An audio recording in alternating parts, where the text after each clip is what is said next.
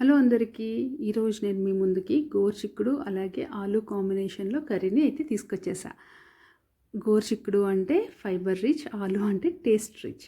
So ఈ రెండింటి కాంబినేషన్లో కూర కానీ వండితే టేస్ట్ అనేది అద్దిరిపోతుంది. ఇష్టపడిన వాళ్ళు కూడా ఇష్టంగా తింటారు.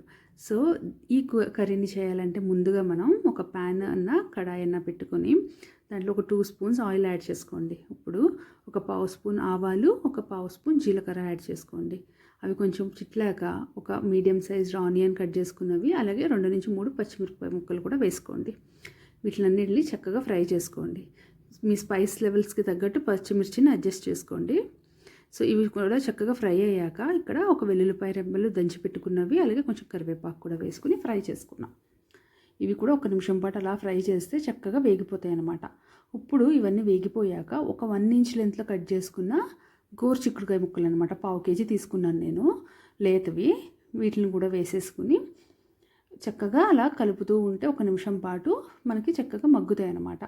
సో ఇప్పుడు అవి కొంచెం మగ్గాక ఒక పెద్ద సైజ్ ఆలుని క్యూబ్స్ కింద కట్ చేసుకున్న వేసుకుని మన రుచికి సరిపడా ఉప్పు, అలాగే కొంచెం పసుపు కూడా వేసుకుని వీటిని కూడా ఒకసారి కలుపుతూ అలాగా ఫ్రై చేసుకోవాలి.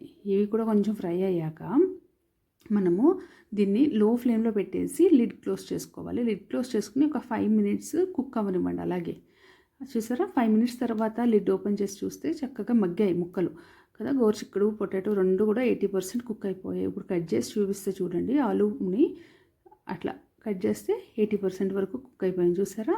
ఈ స్టేజ్లో మనము ఒక మీడియం సైజ్డ్ టొమాటో కూడా వేసుకుని మన రుచికి సరిపడా కారము, 1/2 స్పూను ధనియాల పొడి, ఒక పావు స్పూను జీలకర్ర పొడి వేసుకుని వీటిని కూడా కలుపుకుంటే అలా లో ఫ్లేమ్లోనే పెట్టుకుని మసాలాలు మనం వేసినవి కూడా చక్కగా వేగిపోతాయి అన్నమాట. సో అలా కలుపుకుంటే ఉప్పు కారం అనేది కూడా ముక్కలకు బాగా పడుతుంది. ఇప్పుడు ఒక చిన్న టీ గ్లాస్ ఉంటుంది కదా మన ఇంట్లో, ఆ టీ గ్లాస్ వాటర్ యాడ్ చేసుకున్నాను నేను కుక్ అవ్వడానికి.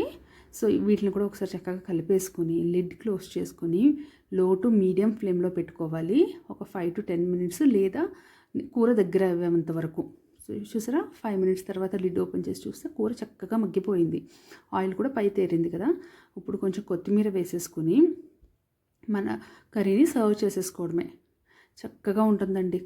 గోరుచిక్కుడు అంటే ఇష్టపడని వాళ్ళకి ఇలా చేసి పెట్టండి, చక్కగా తినేస్తారు పిల్లలు కాడి నుంచి పెద్దవాళ్ళు అందరూ. రోటీస్లోకి, చపాతీలోకి, జొన్న రొట్టెల్లోకి అన్నిటిలోకి బాగుంటుంది, రైస్లోకి అన్నిటిలోకి బాగుంటుంది. సో ఈ కర్రీ కనుక మీకు నచ్చినట్టయితే ఇంట్లో మీరు కూడా ట్రై చేసి ఎలా కుదిరిందో నాతో షేర్ చేసుకోండి. అలాగే వీడియో నచ్చితే లైక్ చేయడం మాత్రం మర్చిపోకండి. Thank you.